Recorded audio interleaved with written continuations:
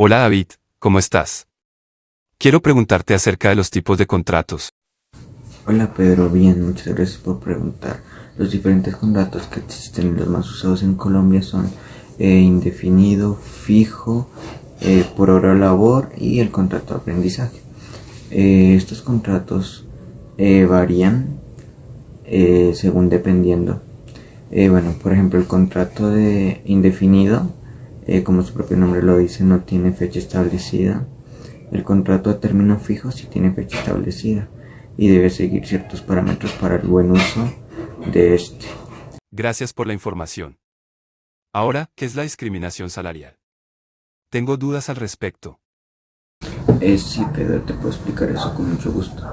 La discriminación salarial es cuando se le paga un salario menor a una persona que cumple con los mismos cargos o actividades que realiza, pero la discriminan por el simple hecho de tener un rasgo en particular diferente, como por ejemplo su etnia, su raza, su religión o su género. Entonces, por esas razones los discriminan y le pagan un salario mucho menor que a los demás. Qué interesante. ¿Y el salario en especie, qué es? Sí, el salario en especie es cuando se le paga a un colaborador con bienes o servicios.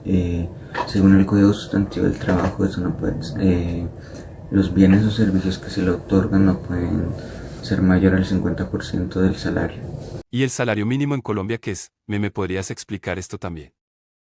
Según el Código Sustantivo del Trabajo, el salario mínimo en Colombia es lo básico para que una persona pueda sustentar sus diferentes actividades diarias como educación, transporte, entre otras actividades que normalmente el trabajador hará. Wow, ¿y el jornal y el sueldo qué diferencia existen entre sí? Las diferencias entre jornal y sueldo son muy básicas y fáciles de aprender. El jornal es el sueldo que se da a un empleado semanalmente y ya el sueldo es lo que se le da después del tiempo establecido del jornal, eh, por ejemplo quincenal, mensual, entre otros. De igual manera, ¿me podrías explicar los periodos de pago en Colombia? Muchas gracias, David. Sí, claro, los periodos de pago en Colombia son los más usados son el mensual y el quincenal y de vez en cuando se usa el anual, aunque hay otros, pero que no son tan utilizados aquí en Colombia. ¿Qué factores objetivos se deben tener en cuenta para el cálculo del salario que recibirá un trabajador por la prestación del servicio? Los factores objetivos que se debe tener a la cuenta para realizar el salario sería que principalmente pues, la empresa, cuánto gana la empresa, la actividad a realizar, el cargo, entre otras. Bueno, Pedro, de igual manera te quería dar la definición de salario, ya que al principio no te di la definición. La definición de salario es un acuerdo mutuo de las dos personas en donde debe haber subordinación, también debe haber mutuo acuerdo, como ya lo había dicho. También debe haber un pago y para que el contrato sea válido debe ser legal. Esas son las principales ítems que debe tener un contrato para que sea de una manera válida y que se desempeñe de una manera buena. Explícame la frase a trabajo igual, salario igual, por favor.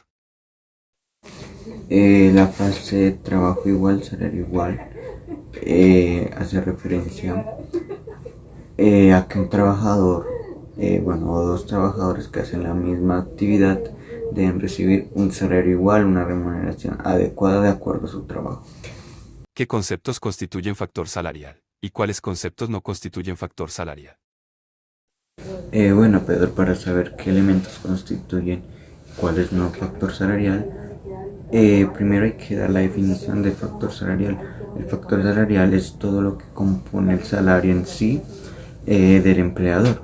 Y en esta tabla podrás ver todos los aspectos que constituyen y no constituyen factor salarial. Es un cuadro comparativo muy interesante que podrás visualizar en este momento. Wow, David, muchas gracias por toda la información que me brindaste, muchas gracias por darme respuesta a todo lo que te pregunté.